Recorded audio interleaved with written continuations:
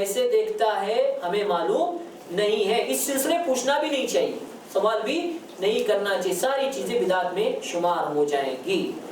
تو صحابہ کے طریقے پر چلنے سے بڑا فائدہ, اور ان کے طریقے پر ہی چلنا ہی فائدہ اس لیے ہے, اور چلنا ہی کیوں چاہیے, اس لیے کہ صحابہ کے طریقے پر چلیں گے تو پھر ہمارے لیے کیا ہو جائے گا, دین آسان ہو جائے گا.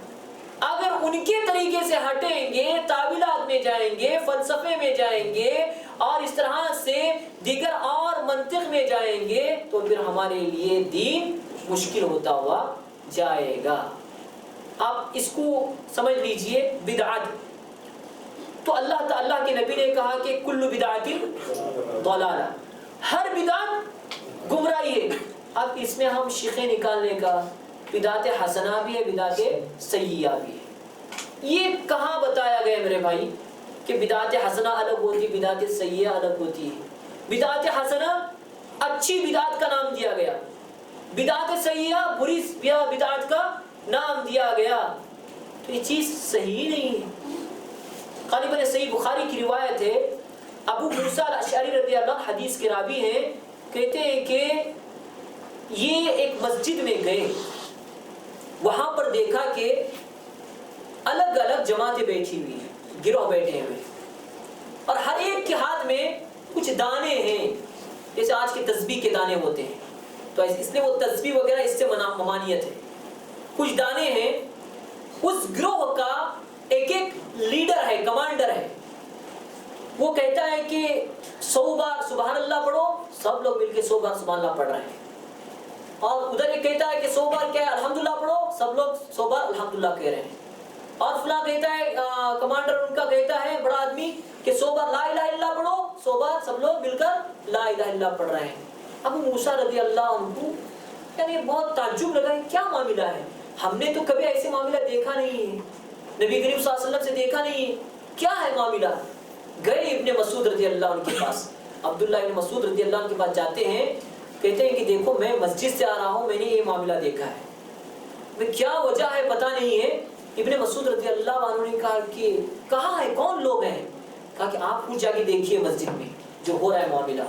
عبداللہ ابن مسعود گئے, جانے کے بعد کہ دیکھا کہ معاملہ ویسے ہی تھا, الگ الگ بیٹھے ہوئے تھے, الگ الگ گروہ بندی کی گئی تھی, اور اس میں کہ یہ ساری چیزیں کہہ رہے تھے. پوچھا کہ تم لوگ کیا کر رہے ہو؟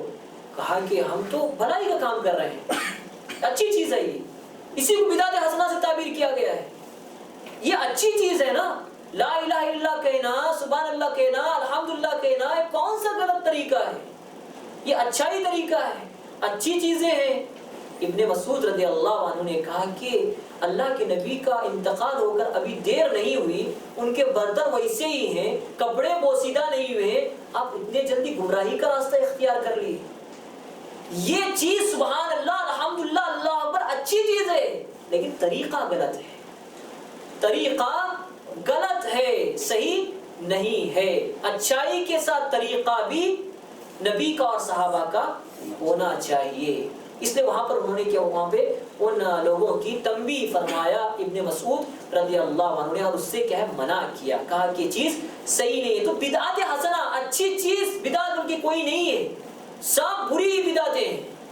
ورنہ اللہ کے نبی وہاں پہ حدیث میں جگہ جگہ یہ نہیں کہتے کہ مطلب کیا ہے کل بدعت ضلالہ, کہتے ہیں کہ بعد البدع حسنہ بعد البدع سیئہ, بعض بدعت اچھی ہے بعض بدعت بری ہے. نہیں, اللہ کے نبی نے عام طریقے سے کہا کل بدعت ضلالہ, کوئی فرق نہیں ہے, ہر بدعت گمراہی. تعویلات میں جائیں گے, منطق میں جائیں گے, اپنی سمجھ کے مطابق کریں گے, تو پھر صحیح راستے سے, صحیح منہج سے ہٹیں گے, پھر ہمارے لیے جنت کا راستہ نہیں ہو سکتا ہے, صحیح راستے پہ ہم نہیں ہو سکتے ہیں.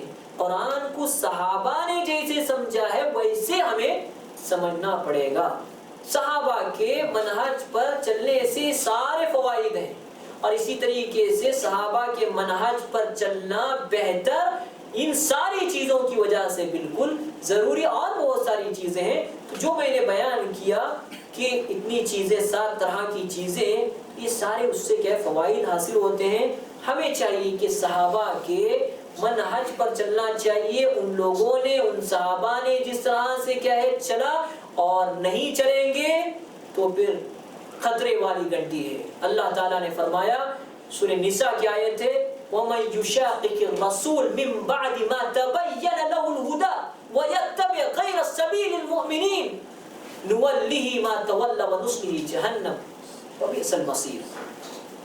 اللہ نے فرمایا وَمَن يُشَاقِقِ الرَّسُولَ، ہدایت میں آ جانے کے بعد، مِن بَعْدِ مَا تَبَيَّنَ لَهُ الْهُدَى، حق واضح ہونے کے بعد نبی کی جو مخالفت کرتا ہے، وَيَتَّبِعْ غَيْرَ سَبِيلِ الْمُؤْمِنِينَ، سبیل المؤمنین، سبیل المؤمنین سے کیا مراد ہے؟ صحابہ اکرام کے طریقے کے علاوہ دوسروں کے طریقے کی اتباع کرتا ہے، ان کے منہج سے ہٹتا ہے، ان کے منہج پر نہیں چلتا ہے، کیا ہوگا؟ وَيَتَّبِعْ غَيْرَ سَبِيلِ الْمُؤْمِنِينَ نُوَلِّهِ مَا تَوَلَّى، وہ شخص جہاں جا رہا ہے اس کی طرف کیا اس کو بھیج دیا جائے گا، وَنُصْلِهِ جَهَنَّمَ، اسے جہنم میں ڈال دیا جائے گا، اور اس کا ٹھکانہ برا ہے، وہ بہت برا ٹھکانہ ہے۔ إِنَّهَا سَاءَتْ مُسْتَقَرًّا وَمُقَامًا، سورہ فرقان کے اندر اللہ نے کہا ہے 19 پارے کے اندر إِنَّهَا سَاءَتْ مُسْتَقَرًّا وَمُقَامًا، ٹھہرنے رکنے کے لحاظ سے یہ بہت برا ٹھکانہ کہلاتا ہے۔ تو اس لیے وَيَتَّبِعْ غَيْرَ سَبِيلِ الْمُؤْمِنِينَ، صحابہ کے طریقے کے علاوہ طریقے پر چلیں گے تو پھر ہمارا ٹھکانہ کیا ہوگا؟ جہنم ہوگا۔ اس لیے صحابہ کے طریقے پر چلنا چاہیے، صحابہ نے جس طرح سے سمجھا ہے اس طرح سے سمجھنا چاہیے، فالتو میں تعویلات میں، منطقین میں، منطق میں، فلسفے میں، یہ ساری چیزوں میں پڑھنے کی ضرورت نہیں میرے بھائیوں۔ اگر پڑھیں گے ہمارے دین مشکل ہو جائے گا۔ صحابہ کے بس ایک آسان جو طریقہ ہے صحابہ کے طریقے پر چلیں گے تو پھر کہ ہمارے دین بالکل آسان ہو جائے گا۔ اللہ تعالیٰ سے دعا ہے اللہ تعالیٰ ہم تمام کو جتنی باتیں ہم نے سنی ہیں ان پر عمل کرنے کی توفیق عطا فرما۔ وما علینا الا البلاغ، والسلام علیکم ورحمۃ اللہ وبرکاتہ۔ سبحانک اللہم وبحمدک، اشہد ان لا الہ الا انت، استغفرک واتوب الیک۔